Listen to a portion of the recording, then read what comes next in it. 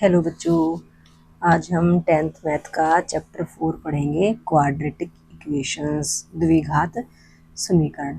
अब आपने quadratic word पढ़ा हुआ है ना। क्वाड्रेटिक क्वाड्रेटिक का मतलब द्विघात। ठीक है, इंट्रोडक्शन पार्ट कर रहे हैं हम। तो देखो, द्विघात आपने पॉलिनोमियल पढ़ा है ना। पॉलिनोमियल मतलब बहुपद। हमने क्वाड्रेटिक पॉलिनोमियल पढ़ा है, जिसको हम द्विघात क्या बोलते हैं, बहुपद बोलते हैं। ठीक है, तो द्विघात क्वाड्रेटिक मतलब जिसके हाईएस्ट पावर 2 होती है। तो अगर हम इसकी स्टैंडर्ड फॉर्म की बात करें,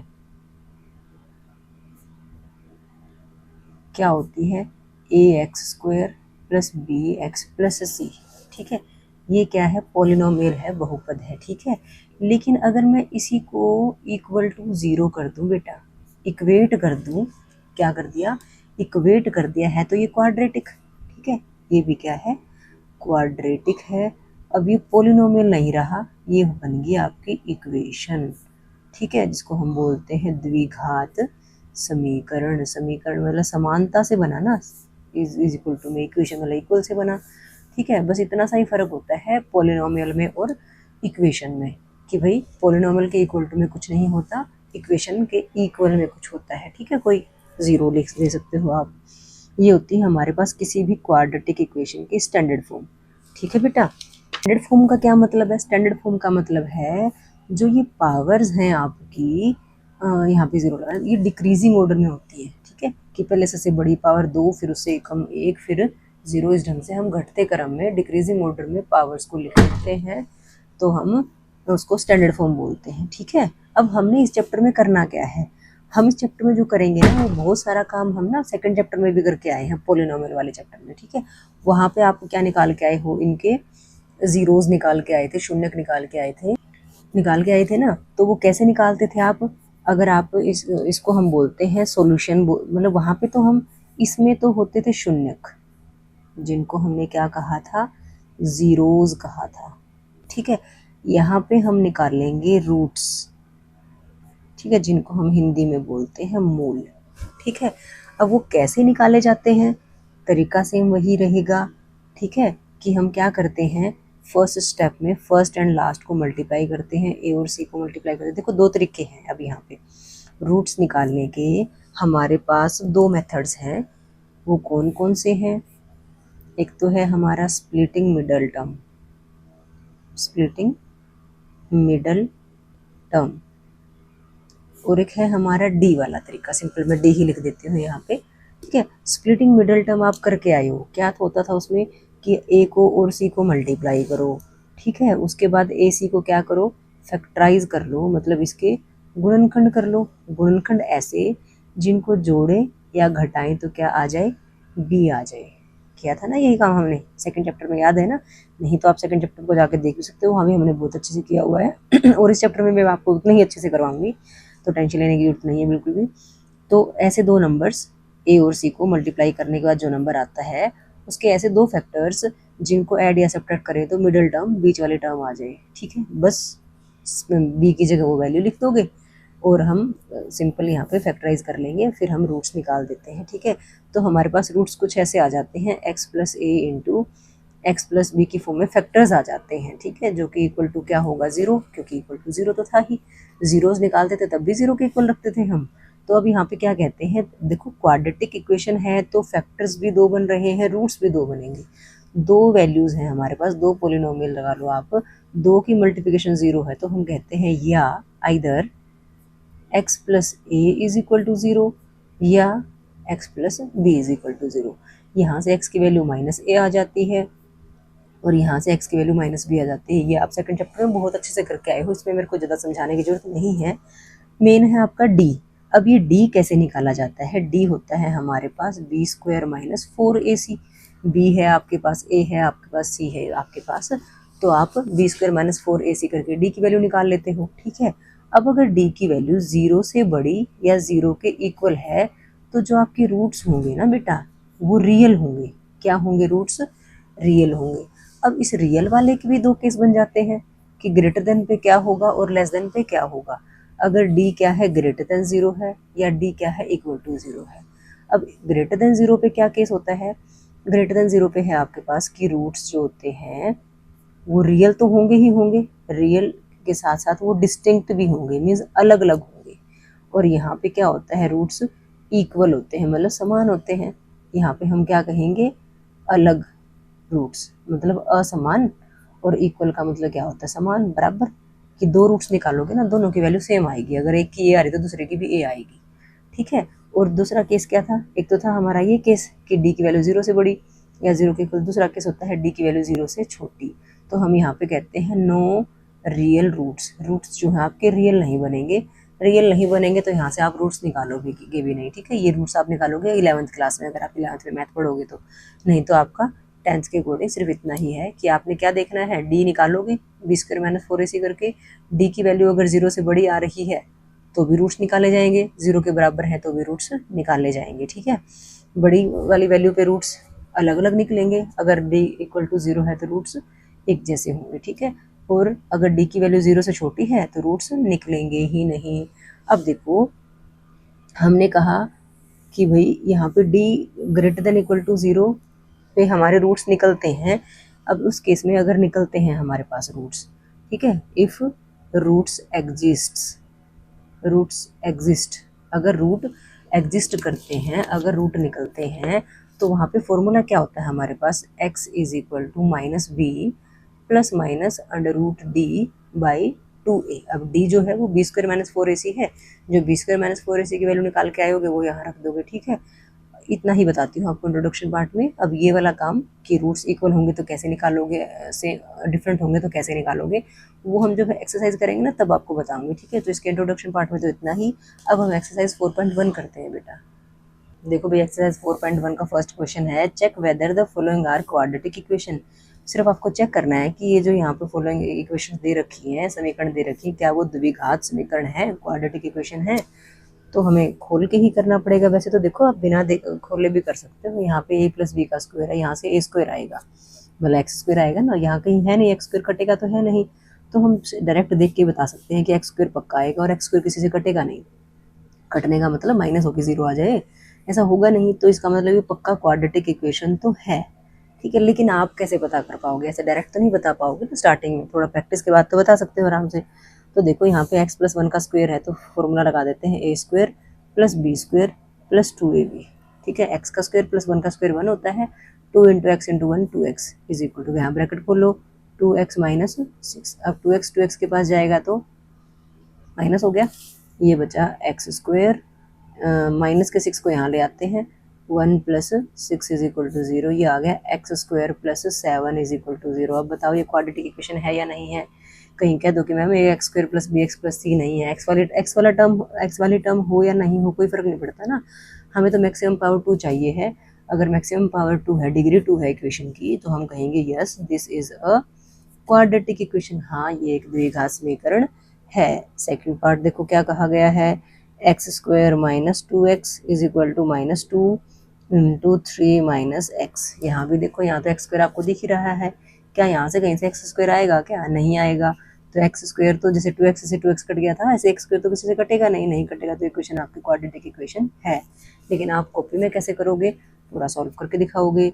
x² - 2x, -2 को अंदर मल्टीप्लाई करो, माइनस को 2 को 3 से क्या, 2 3 6, माइनस प्लस माइनस, आगे माइनस माइनस प्लस x को, इसको 2x, 2 को x से क्या 2x आ गया, ठीक है।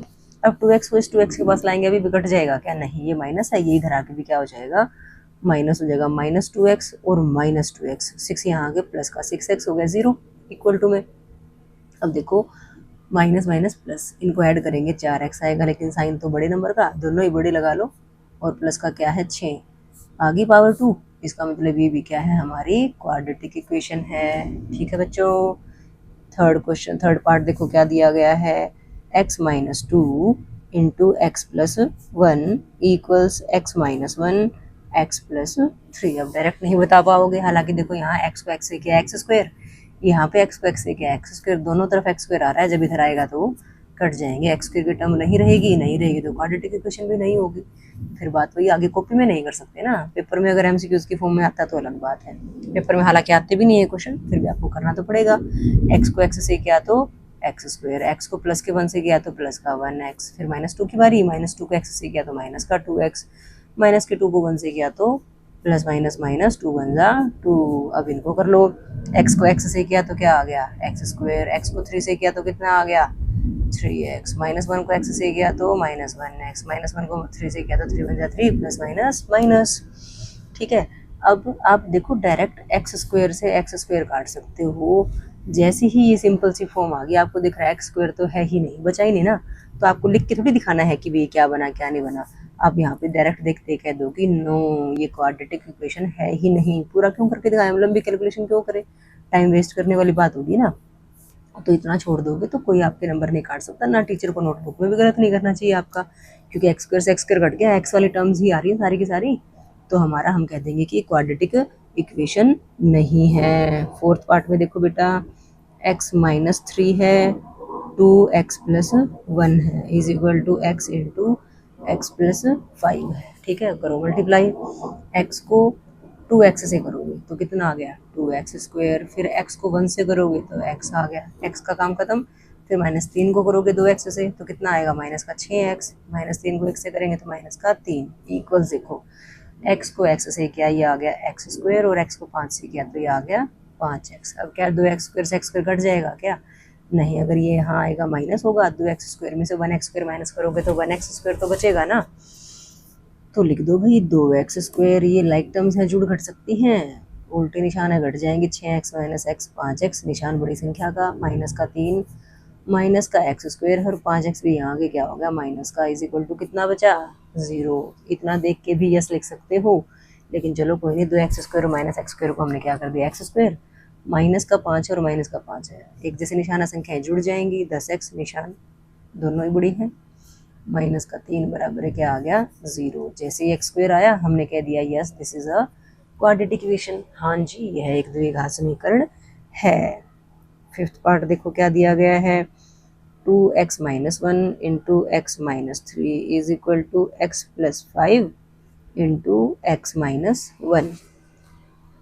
सेम ऊपर वाले क्वेश्चन जैसा ही है, यहाँ पे 2x स्क्वायर आएगा और यहाँ पे x स्क्वायर आएगा, तो x स्क्वायर की टर्म बचेगी हमारे पास, तो द्विघात समीकरण तो है हमारी, लेकिन हमें सॉल्व करके दिखाना पड़ेगा। 2x को x से किया तो थोड़ा सा दिखाना पड़ेगा ना, 2x को 3 से किया तो माइनस का 6x, माइनस के 1 को x से किया -x, माइनस माइनस प्लस 3 एकम 3, यहाँ करोगे तो ये आ गया x square -x plus 5x, और 5 को -1 से किया तो -5। ठीक है बच्चों, एक्स स्क्वायर यहाँ आके माइनस का हो जाएगा, ये हो गया 2x स्क्वायर, ये कितना बना, एक जैसे निशान है जुड़ जाएंगे, 7x निशान बड़ी संख्या का, +3 -x स्क्वायर, यहाँ पे इसको इधर ही ले आओ चलो, x माइनस का 5x और प्लस का 5 इज इक्वल टू कितना बचा 0। 2x square minus x square, ये बचा भी 1x, और ये माइनस का 7x माइनस का 5, एक जैसे निशाना जुड़ जाएंगे 12x, और ये प्लस का तो 12 में से 1 गया, कितना बचा 11x, निशान बड़ी संख्या का। ठीक है, ये 3 है और ये 5, दोनों प्लस के 3 + 5 कितना आ गया 8, एक्स स्क्वायर की टर्म आनी चाहिए थी हमारे पास, वो टर्म है, तो ये क्वाड्रेटिक इक्वेशन है, मतलब द्विघात समीकरण है हमारी। यहाँ पे ये तो दे ही रखा है, x - 2 का स्क्वायर खोलेंगे तो यहाँ पे देखो बेटा a - b का स्क्वायर लगाएंगे ना, जो कि क्या होता है a square plus b square -2ab। ठीक है, करो भाई, x का स्क्वायर प्लस 2 का स्क्वायर 4, और -2 इंटू x इंटू 2 करोगे तो ये वैसे तो 4x बनता है, चलो हम ऐसे ही लिख लेते हैं, x square plus 3x plus 1। अब देखो x स्क्वायर से x स्क्वायर कट गया भाई, ये आ गया 3x plus 1 equals 4 minus 4x। Quadratic वाला पावर 2 वाला तो कोई रहा ही नहीं, तो डायरेक्ट बोल दो कि no this is not a quadratic equation, कि नहीं ये द्विघात समीकरण नहीं है। सेवंथ पार्ट देखोगे क्या दे रखा है, इसमें देखोगे आप यहाँ पे a प्लस बी का क्यूब दे रखा है बेटा, a प्लस बी का क्यूब आपको साइड में लिख के दिखा देते हैं। चलो, a प्लस बी का क्यूब क्या होता है, a cube plus b cube plus 3ab into a plus b, a मतलब x और b मतलब 2 है आपका, तो चलो पूरा ही कर लेते हैं, x क्यूब प्लस 2 का cube plus 3 into x into 2 into x plus 2 is equal to 2x को अंदर मल्टीप्लाई करो, तो एक्स को एक्स स्क्वायर से किया तो ये आ गया एक्स क्यूब, माइनस 2x को 1 से किया तो 2x। ठीक है बेटा, एक्स क्यूब 2 की पावर 8, ये बना 6x into x plus 2 is equal to 2x cube minus 2x, x cube plus 8, 6x को किया तो 6x स्क्वायर, एक्स से किया तो ये आ गया आगे 12x is equal to 2x cube minus 2x। अब ये x क्यूब और x क्यूब अगर हाईएस्ट पावर 2 से ज़्यादा है तो उसको क्वाड्रेटिक इक्वेशन थोड़ी कहेंगे हम, देखते हैं कहीं ये कट तो नहीं रहे। ये तो 1x क्यूब है, ये 2x क्यूब, इधर जाए या इधर जाए एक x क्यूब तो बचेगा ना, इसको इधर ले आए हम, ये कितना बन गया x क्यूब। ठीक है, माइनस का 2x इज इक्वल टू क्या बचा 8 plus 6x square plus 12x, cube वाली टर्म आ गई ना, सबसे बड़ी पावर तो 3 आ गई, डिग्री जो है 3 है तो हम कहेंगे नहीं ये क्वाड्रेटिक इक्वेशन नहीं है। आगे आपको ज़्यादा सॉल्व करके दिखाने की जरूरत नहीं है बेटा कि 12 में 2 ऐड करना है कि सब्ट्रैक्ट करना है, इसको भी करें जी ना जी। हाईएस्ट पावर देख लो, डिग्री देख लो जो है, अगर वो 3 आ रही है तो इसका मतलब ये क्वाड्रेटिक इक्वेशन नहीं है बेटा। ठीक है, लास्ट पार्ट इसका क्या है, x cube minus 4x square minus x plus 1 equals है x माइनस 2 का क्यूब। x माइनस 2 का क्यूब हम यही लिख लेते हैं, चलो a माइनस बी का क्यूब। क्या होता है a माइनस बी का cube, a cube minus b, a plus b के क्यूब में सारे प्लस में होते हैं, इसमें सारे माइनस में आ जाते हैं, ब्रैकेट खोलते हैं तब प्लस माइनस कुछ चेंज हो जाता है। ठीक है, फॉर्मूला ये है, शुरू में तो सारे माइनस में आएंगे ना, जब माइनस के 3ab को b से करोगे तब प्लस हो जाएगा एक जगह। ठीक है, अदरवाइज सारी टर्म्स क्या आएंगी, माइनस में आएंगी हमारी। ठीक है, करो बेटा, ये है x cube minus 4x square minus x plus 1, यहाँ पे a माइनस बी का क्यूब लगाओ, x का क्यूब माइनस 2 का cube minus 3 into x into 2 into x minus 2। ठीक है, अब यहाँ पे दिख रहा होगा आपको क्या, एक्स क्यूब से एक्स क्यूब कट जाए क्योंकि एक्स क्यूब जैसे यहाँ आया माइनस का हो गया। अब देखो क्या आ रहा है, माइनस का 4x square minus x plus 1 is equal to कितना माइनस 8, यहाँ पे बन रहा है माइनस का 6x इंटू एक्स माइनस 2, थोड़ा सा तो खोलना पड़ेगा कहीं एक्स स्क्वायर वाली टर्म भी ना कट रही हो, तो माइनस का 4x square minus x plus 1 minus 8, ये बना माइनस का 6x स्क्वायर और माइनस माइनस प्लस 6 दूनी 12x। अब ज़्यादा सॉल्व करके दिखाने की जरूरत नहीं है आपको, एक्स स्क्वायर ये रहा एक्स स्क्वायर ये रहा, कटने से तो रहे, जीरो तो नहीं आएगा इनको माइनस करके, क्वाड्रेटिक है तो आप कहोगे यस हाँ ये द्विघात समीकरण है। पूरा करके दिखाने की बिल्कुल भी जरूरत नहीं है बेटा, यहाँ तक करके दिखा सकते हो, तो यहीं से आपको कंफर्म हो गया कि ये क्वाड्रेटिक इक्वेशन है। अगर स्कूल वाले कहते कि नहीं तो करके दिखाना था, तो लॉजिक करके देख लो क्या बचता है, माइनस का 4x square minus x plus 1 है, 8 यहाँ आगे प्लस का 8 हो गया, 6x स्क्वायर यहाँ आगे प्लस का हो गया और 12x यहाँ आगे माइनस का हो गया। ठीक है, अब 6x स्क्वायर और माइनस 4x स्क्वायर कितना आया, 2x स्क्वायर आया। ठीक है, माइनस का 12x और माइनस का x सेम साइन है, जुड़ेंगे, कितना बना माइनस का 13x, 1 और 8 कितना बना 9 बना इज इक्वल टू 0, ये आ गया। अब कह दो भाई यस। ठीक है तो ये द्विघात समीकरण ही क्वाड्रेटिक इक्वेशन ही, वहाँ भी कह सकते थे, या फिर हमने देखो हम यहाँ कह रहे थे, आप यहाँ भी इतना सॉल्व करके यहाँ भी कर दो, है तो क्वाड्रेटिक ही। ओके बेटा, अब सेकंड क्वेश्चन देखो बेटा इसका एक्सरसाइज का, represent the following situations in the form of quadratic equation, की आगे जो प्रॉब्लम्स हम दे रखी हैं इनको अपनी रिप्रेजेंट करना है क्वाड्रेटिक इक्वेशन की फॉर्म में, द्विघात समीकरण बनाओ और छोड़ दो, सॉल्व नहीं करना, जस्ट यहाँ से क्वाड्रेटिक इक्वेशन बनानी है आपको। ठीक है, तो देखो फर्स्ट पार्ट में क्या कहा गया है, the area of a rectangular plot is 528 metre square, किसी आयताकार प्लॉट का जो एरिया है, क्षेत्रफल है वो 528 वर्ग मीटर है। Length of the plot is 1 more than twice the breadth, कि ब्रेड्थ के ट्वाइस से भी 1 ज़्यादा है, जो लंबाई है प्लॉट की चौड़ाई के दुगने से भी 1 ज़्यादा है बेटा। We need to find the length and breadth of the plot, लेकिन आपको सिर्फ क्वाड्रेटिक इक्वेशन की फॉर्म में ही लिखना। तो देखो हम यहाँ पे क्या माने, जो लंबाई है वो चौड़ाई के दुगने से भी 1 ज़्यादा है ना, अगर हमें चौड़ाई पता हो तो हम लंबाई निकाल सकते हैं। ब्रेड्थ के ट्वाइस से भी 1 मोर है लेंथ, तो हम ब्रेड्थ को सपोज कर लेते हैं, let breadth of rectangular plot equals कितना x, की माना आयताकार प्लॉट की जो चौड़ाई है वो x मीटर है। ठीक है, देयरफॉर लेंथ क्या हो जाएगी बताओ भाई, जो लंबाई है वो क्या हो जाएगी बेटा, इसके दुगने से, इसके ट्वाइस से भी 1 ज़्यादा, इसके ट्वाइस में 1 जोड़ दिया, x का दुगना 2x, उसमें 1 जोड़ दिया, तो 2x + 1 जो है इतने मीटर हमारे पास क्या आ गई, लेंथ आ गई। ठीक है बच्चों, अब इसमें कहा गया है एरिया कितना है, 528 है। एरिया ऑफ रेक्टेंगुलर प्लॉट इसने दिया है 528 मीटर स्क्वायर, लेकिन हमें तो पता है एरिया ऑफ रेक्टेंगल क्या होता है, लेंथ मल्टीप्लाई ब्रेड्थ होता है ना, इसका मतलब ये 528 है। लेंथ बताओ कितनी है, 2x + 1 है, ब्रेड्थ कितनी है, x है, इज इक्वल टू कितना है, 528। ब्रैकेट खोल दो, 2x को x से किया तो ये आ गया 2x², x को 1 से किया x, 528 को यहाँ ले आओ, माइनस में आ गया, इज इक्वल टू क्या बचा, 0 बचा। बस यही हमारा आंसर आ गया बेटा, क्वाड्रेटिक इक्वेशन बन के आ गई ना आपके पास। सिर्फ आपको क्वाड्रेटिक इक्वेशन ही की फॉर्म में कन्वर्ट करके क्वेश्चन को छोड़ देना, आगे सॉल्व नहीं करना। द्विघात समीकरण आ गई ना, यहीं पे हम क्वेश्चन को छोड़ देंगे। अब नेक्स्ट पार्ट देखते हैं।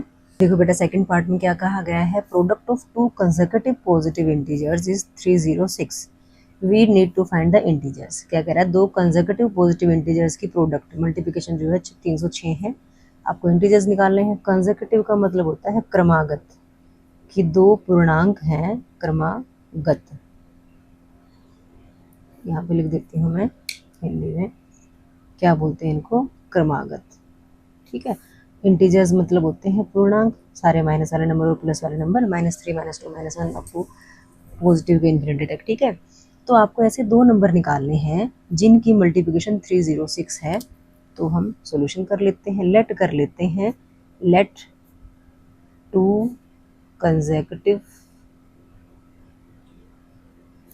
पॉजिटिव इंटीजर्स, माना 2 क्रमागत धनात्मक पूर्णांक।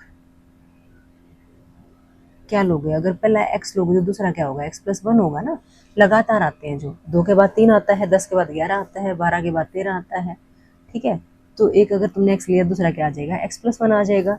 ठीक है, अब अकॉर्डिंग टू क्वेश्चन इसमें बोला गया इनकी प्रोडक्ट जो है, इनकी जो गुणनफल जो है वो 306 है, तो x को x + 1 से मल्टीप्लाई करेंगे तो कितना आएगा, 306 आएगा बेटा। कर दो मल्टीप्लाई, x को x से किया x², x को 1 से किया x, इज इक्वल टू कितना है, 306। 306 को यहाँ ले आओ, क्योंकि स्टैंडर्ड फॉर्म क्या होती है, ax² + bx + c, मतलब सारी टर्म्स इधर होती हैं, इक्वल टू में क्या होता है, 0 होता है। ये आ गई हमारे पास, इतना ही तो निकालना था आपको, इनकी वैल्यूज नहीं निकालनी, जस्ट आपको द्विघात समीकरण मैंने क्वाड्रेटिक इक्वेशन की फॉर्म में ही कन्वर्ट करके दिखाना। ओके बेटा, थर्ड पार्ट देखते हैं। अब थर्ड पार्ट देखो क्या कहा गया है, Rohan's mother is 26 years older than him, कि रोहन की माँ रोहन से 26 साल बड़ी है।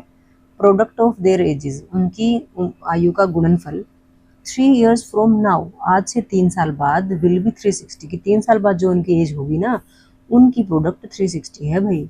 We would like to find Rohan's age, हमें रोहन की एज निकालनी है, तो हम लेट कर लेते हैं, लेट रोहन्स प्रेजेंट एज, माना रोहन की वर्तमान आयु, क्या मान लेते हैं रोहन की वर्तमान आयु, x ईयर्स मान लेते हैं। ठीक है, तो अब उसकी मदर की आयु बताओ क्या बनेगी, नाउ रोहन्स मदर्स एज क्या बनेगी भाई, रोहन की मदर की माता की आयु बनेगी, देखो बेटा उसकी माँ 26 साल बड़ी है उससे, अगर रोहन x ईयर्स का है तो उसमें 26 ऐड कर देते हैं, उसकी माँ की एज आ जाएगी। ठीक है, बात समझ में आ गई। अब कहा है कि 3 years from now the product of their edges will be become 360, कि 3 साल बाद उनकी एज की प्रोडक्ट 360 होगी। तो पहले हम निकाल लेते हैं, after 3 years, after 3 years Rohan's age will be equal to, कितनी हो जाएगी, 3 साल बाद रोहन की आयु कितनी हो जाएगी, x + 3 ईयर्स। ठीक है, after 3 years Rohan's mother's age will be कितनी, x + 26 तो अभी है, उसमें 3 और ऐड कर देते हैं, तो बताओ कितना बनेगा, x + 29 ईयर्स। बात समझ में आई बेटा। ठीक है, अब अकॉर्डिंग टू द क्वेश्चन, प्रश्न के अनुसार क्या कहा गया है, x + 3 और x + 29 की जो मल्टीप्लिकेशन है वो 360 है। ठीक है, तो कर दो मल्टीप्लाई, x को x से किया x², x को 29 से किया 29x, फिर 3 की बारी, 3 को x से करेंगे 3x और 3 को 29 से करेंगे, 87 होता है, इज इक्वल टू कितना, 360। ये बना एक्स स्क्वायर, ये दोनों लाइक टर्म्स हैं, एक जैसे निशान है, जुड़ जाएंगी। 29 में 3 ऐड किया तो ये होता है 32, प्लस का 87 है, 360 यहाँ के माइनस का 360 होगा is equal to 0। X square plus 32x, इसमें देखो उल्टे निशान घटेंगी संख्याएं, कर दो 360 में से 87 को, मैं 10 में से 7 गया 3, 5 बचा, 15 में से 8 गया 7, ये 2, निशान बड़ी संख्या का आता है इज इक्वल टू 0। आगे क्वाड्रेटिक इक्वेशन, क्वाड्रेटिक इक्वेशन आ गई तो यही हमारा क्या है बेटा, आंसर है। क्लियर है बात आपको? लास्ट पार्ट देखो बेटा, अ train travels a distance of 480 kilometre at a uniform speed, if the speed had been 8 km less, then it would have taken 3 hours more to cover the same distance. We need to find the speed of the train. क्या बोला गया है, हमें एक train की speed निकालनी है, और ट्रेन कितनी डिस्टेंस कवर करती है, 480 किलोमीटर की डिस्टेंस कवर करती है। कहता है अगर हम स्पीड को 8 किलोमीटर प्रति घंटा की स्पीड से कम कर देते हैं, स्पीड अगर लेस कर देते हैं इतनी, तो it would have taken 3 more hour, मतलब सेम स्पीड को, सेम डिस्टेंस को कवर करने के लिए उसको 3 घंटे ज़्यादा लगेंगे। ठीक है, अगर डिस्टेंस हमने कितनी ना, स्पीड क्या कम कर दी, 8 किलोमीटर पर आवर हमने कम कर दी, तो क्या पूछा गया है, we need to find the speed of the train, हमें जो ट्रेन है उसकी चाल निकालनी है। तो हम लेट कर लेते हैं, लेट स्पीड ऑफ ट्रेन माना रेलगाड़ी की चाल, क्या ले लेते हैं, x किलोमीटर प्रति घंटा, x किलोमीटर पर आवर। ठीक है, अब देखो डिस्टेंस कितनी है हमारे पास, डिस्टेंस है हमारे पास 480 kilometre.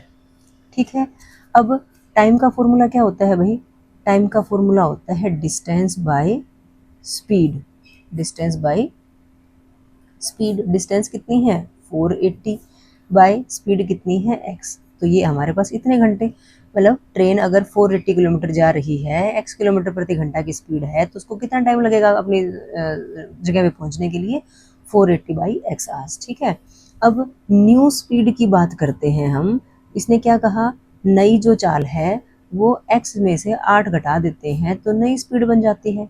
x kilometre per hour की स्पीड लेस कर दी ना, कम कर दी, तो x माइनस 8 किलोमीटर प्रति घंटा। अगर नई स्पीड ये है तो डिस्टेंस तो उतनी ही है, न्यू टाइम कितना होगा भाई, डिस्टेंस बाई स्पीड करोगे तो 480 बाई x माइनस 8, इतने आवर्स।